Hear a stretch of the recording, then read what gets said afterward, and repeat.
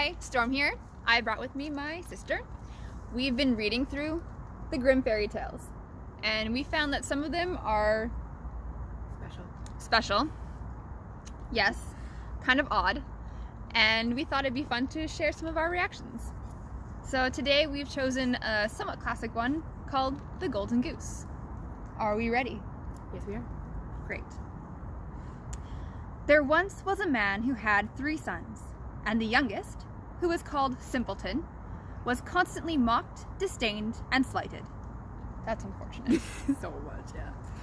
Now, one day it happened that the older brother decided to go into the forest to chop wood, and before he went, his mother gave him a nice, fine pancake and a bottle of wine so that he would not have to suffer from hunger or thirst.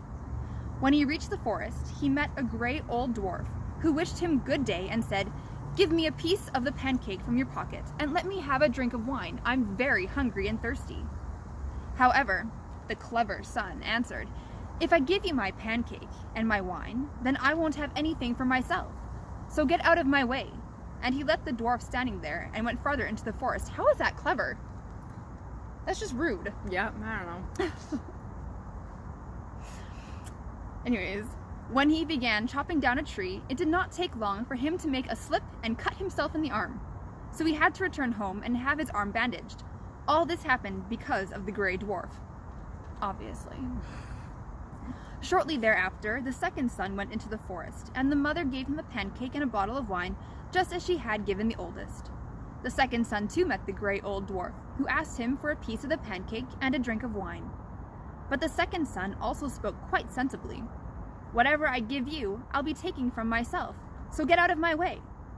Then he left the dwarf standing there and went farther into the forest. Very sensible. Yeah. Soon his punishment came as well. After he had whacked a tree a few times, he struck himself in the leg. Consequently, he had to be carried home. Who came and carried him home? I don't know. How did they know he was injured and needed to be carried home? Exactly. Then Simpleton said, "Father, let me go now and chop some wood." "Your brothers hurt themselves doing that," said the father, "so I want you to steer clear of the woods, especially since you know nothing about chopping down trees." However, Simpleton kept insisting until his father finally said, "Go ahead. Perhaps you'll learn something after you've hurt yourself." They have no faith in him. Not at all. The mother gave him a pancake made out of water and ashes. Yuck. Along with a bottle of sour beer. They love him so much. So much. When he went into the forest, he too met the gray old dwarf, who greeted him and said, "Give me a piece of your pancake and a drink out of your bottle. I'm very hungry and thirsty." "I only have a pancake made of ashes and some sour beer," answered Simpleton. "If that's all right with you, let's sit down and eat." So they sat down, and when Simpleton took out his cake made of ashes, it turned out to be a fine pancake, and the sour beer was good wine. After they had eaten and drunk, the dwarf said, "Since you have such a good heart and gladly share what you have, I'm going to grant you some good luck. There is an old tree over there. Just go and chop it down, and you'll find something among the roots." Then the dwarf took leave of him. Simpleton went over and chopped down the tree. When it fell, he saw a goose with feathers of pure gold lying among the roots. He lifted the goose up and carried it with him to an inn, where he intended to spend the night. Now, the innkeeper had 3 daughters, and when they saw the goose, they were curious to know what kind of strange bird it was. Moreover, they each wanted to have one of its golden feathers. The oldest thought, "I'll surely find an opportunity to pluck one of its feathers." At one point, Simpleton went out, and she seized the goose by its wing, but her hand and fingers remained stuck to it. Well, that's awkward. Just a little bit. Soon afterward, the second sister came and also intended to pluck a golden feather. So she sees her sister there. And thought, I want some of that action. However, no sooner did she touch her sister than she became stuck to her. Finally, the third sister came with the same intention, but the other 2 screamed, "Keep away! For heaven's sake, keep away!" Wise words. Mm-hmm. But she did not comprehend why she should keep away and thought, "If they're there, I see no reason why I can't be." Idiot. So she ran over, and when she touched her sister, she became stuck to her, and all 3 had to spend the night with the goose. Huh. The next morning, Simpleton took the goose in his arm, set out, and did not bother himself about the 3 sisters who were stuck to the goose. So when he walks in, he's like, "Oh, there's 3 girls on my goose. Well, Okay then. take them all with me." They were compelled to run after him constantly, left and right, wherever his legs took him. In the middle of a field, they came across the parson, and when he saw the procession, he said, "Shame on you, you naughty girls! Is that the right way to behave?" No, it is not. That is the appropriate response. That is indeed. Upon saying that, he grabbed the youngest sister by the hand and attempted to pull her away, but when he touched her, he also got stuck and had to run along behind them. Shortly afterward, the sexton came by and saw the parson trailing the 3 girls on their heels.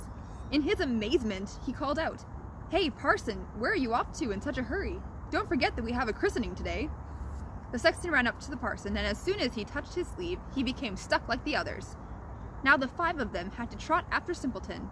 One stuck to the other, and they approached 2 farmers who were coming from the fields with their hoes. The parson called out to them to set them loose. However, as soon as they touched the sexton, they got stuck. And now there were 7 of them trailing the Simpleton and his goose. After some time, Simpleton came to a city ruled by a king who had a daughter that was so serious she never laughed. Of course. What's going to make her laugh, do you suppose? Consequently, the king issued a decree that whoever could make her laugh would have her for his wife. Typical. Yep. When Simpleton heard that, he went before the king's daughter with his goose and its followers. And when she saw the 7 people all attached to one another and running along, she burst out laughing, and it appeared as if she would never stop. So Simpleton demanded the princess as his bride. But, oh, it's a but. Always. The king had no desire to have him for a son-in-law and raised all kinds of objections. Eventually, he said that first Simpleton would have to produce a man capable of drinking the contents of a cellar full of wine before he could wed his daughter. Now, Simpleton quickly remembered the Grey Dwarf, for he thought that he might help him. Therefore, he went out into the forest, right to the spot where he had chopped down the tree. There he saw a man with a sad face, sitting and moping. Simpleton asked what was bothering him so much, and he answered, "I'm terribly thirsty and don't seem to be able to quench my thirst. I can't stand cold water, and just now I emptied a barrel of wine, but that was like a drop on a hot stone." How convenient. "Well, I can help you," said Simpleton. "Just come with me, and you'll be able to drink your fill." Are the people still behind him? I don't know, at this point. He led him to the king's cellar, and the man rushed over to the large barrels and set to work. He drank so much that his sides began to hurt, but before the day was over he had emptied the entire cellar. So once again Simpleton demanded his bride, but the king was perturbed that such a common fellow, whom everyone called Simpleton, was to have his daughter. Therefore he set a new condition. Now Simpleton had to produce a man who could eat a mountain of bread. Simpleton immediately reacted by going directly into the forest. There, on the same spot as before, he saw a man sitting who was pulling in a belt around his waist. The man made an awful face and said, "I've eaten an oven full of coarse bread, but what good is that when I'm as hungry as a lion? My stomach's still empty, and I have to pull in my belt if I don't want to die of hunger." Again, convenient. The dwarf knows.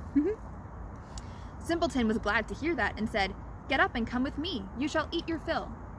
He led him to the king's courtyard, where the king had gathered all the flour of the entire kingdom and had had it baked into a tremendous mountain. However, the man from the forest stepped up to it, began eating, and consumed the whole mountain in one day. Great, now there's no food for the rest of the village. Yep. What a stupid king. Very. Now for the 3rd time, Simpleton claimed his bride, but the king found another way out and demanded a ship that could sail on land and water. "As soon as you come sailing back in it," he said, "you shall have my daughter for your wife." Simpleton went straight into the forest and encountered the great old dwarf to whom he had given his cake. "I've drunk and eaten for you," said the dwarf. "Now I'll also give you the ship. I'm doing all this because you treated me so kindly." Then he gave him the ship, and when the king saw it, he could no longer prevent him from marrying his daughter. The wedding was celebrated, and after the king's death, Simpleton inherited the kingdom and lived happily ever after with his wife. Aww. They never explained if the people got unstuck from the goose. It's true. They're probably stuck on the goose forever. Probably. What can we learn from this story? Be kind to dwarves, everyone. They may just have magic. Yeah. Anyways, this is a reading from the Grimm fairy tales, and we hope you enjoyed it. Bye. Until next time.